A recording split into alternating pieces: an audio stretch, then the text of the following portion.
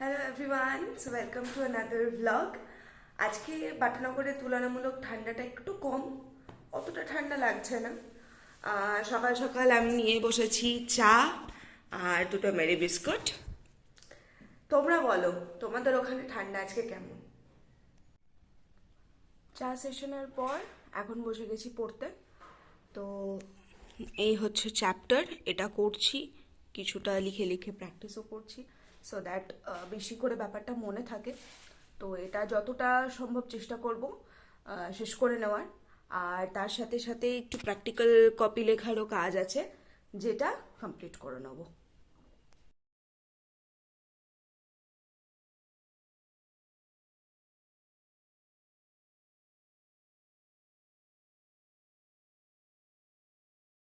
Breakfast করে একটু ছাদে এলাম এবং মানে ছাদ হচ্ছে আমাদের 15 ফ্লোরে, আর 14 ফ্লোরে আমার এক খুব মিষ্টি বন্ধু থাকে। তোমরা কি দেখতে চাও তাকে?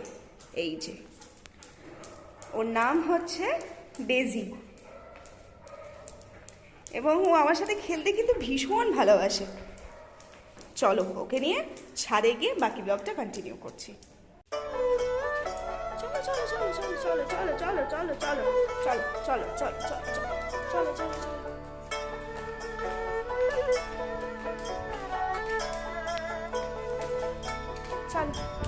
চলো চলো চলো চলো চলো।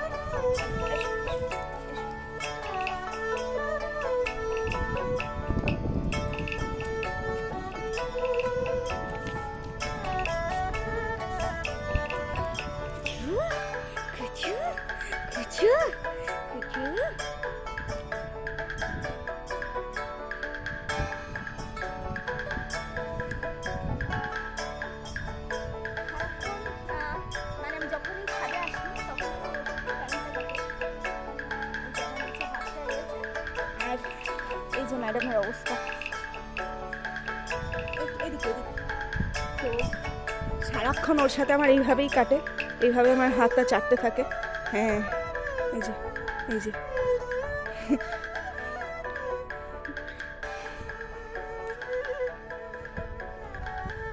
এই হচ্ছে ম্যাডামের কাজ।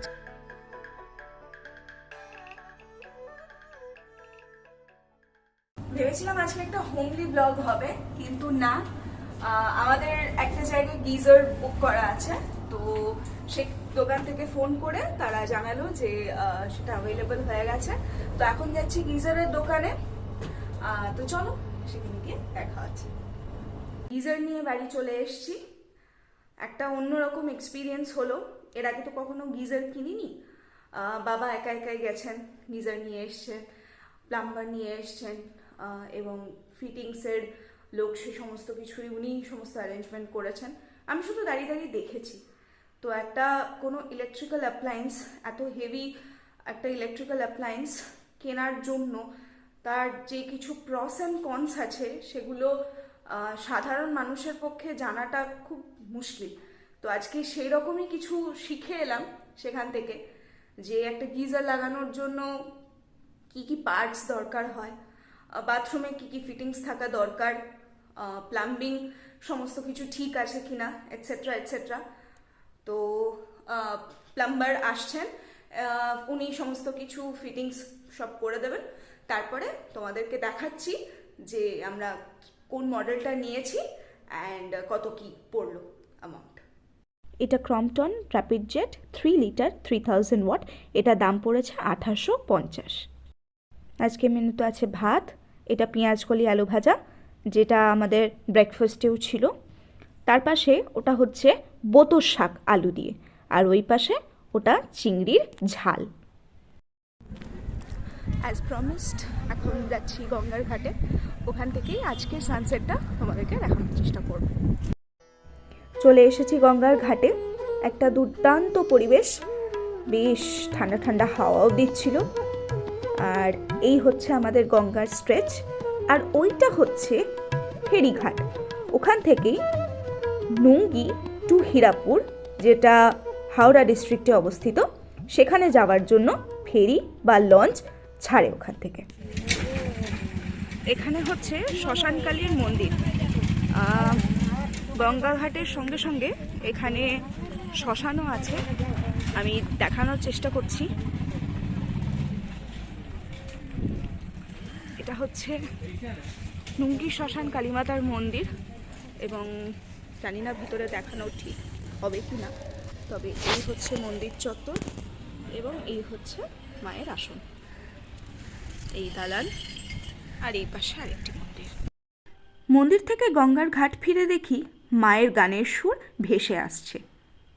পতিত ধারিণী গঙ্গে ও গো মা, পতিত ধারিণী গঙ্গে, শ্যাম বিটপি ঘন তট বিপ্লাবিনী, ধূসর তরঙ্গ ভঙ্গে, পতিত ধারিণী গঙ্গে ও গো মা, পতিত ধারিণী গঙ্গে।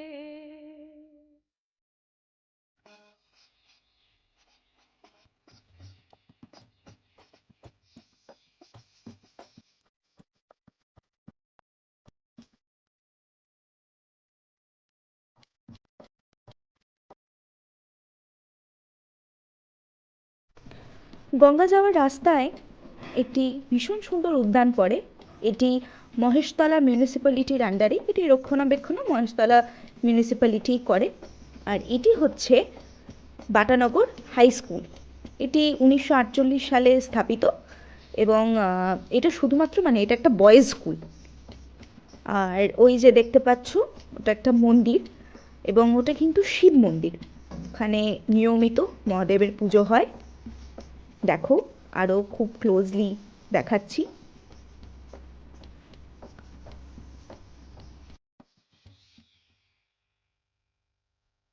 পুরোহিত মশাই বারণ করায় আর ভিডিও করতে পারিনি ওখানে।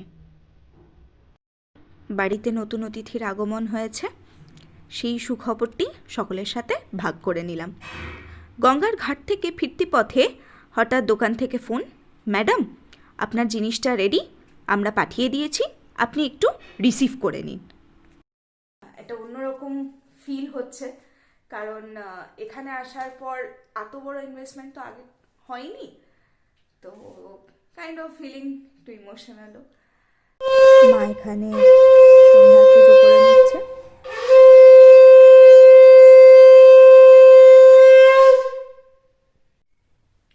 সন্ধ্যাবেলা মায়ের সন্ধে দেওয়ার পরে আমি আমার পড়াশোনার কাজ নিয়ে বসেছিলাম, তাই তখন আর ব্লগ করা হয়নি। এখন বসেছি ডিনার করতে। আজকের ডিনারের মেনুতে রুটি আর শীতকালের ফুলকপি মাঞ্চুরিয়ান, এটা হচ্ছে বেগুন ভর্তা। আজকে এই দিয়েই ডিনার সারবো। তো আজকের ব্লগটা এই অবধিই রাখছি। সবাই খুব ভালো থেকো, আনন্দে থেকো। আবার দেখা হবে পরের ব্লগে। ততক্ষণ অবধি যারা এখনো সাবস্ক্রাইব করোনি তারা চ্যানেলটা সাবস্ক্রাইব করে নাও, লাইক করে দিও এবং ভিডিওটি শেয়ার করে দিও। আর একটা কথা, সাবস্ক্রাইবের পাশে থাকা বেল আইকনটা ক্লিক করে অল সেট করে রাখবে, যাতে আমি কোনো নতুন ভিডিও দিলে তার নোটিফিকেশন তোমরা পেয়ে যাও। ততক্ষণ অবধি স্টে টিউনড, টাটা।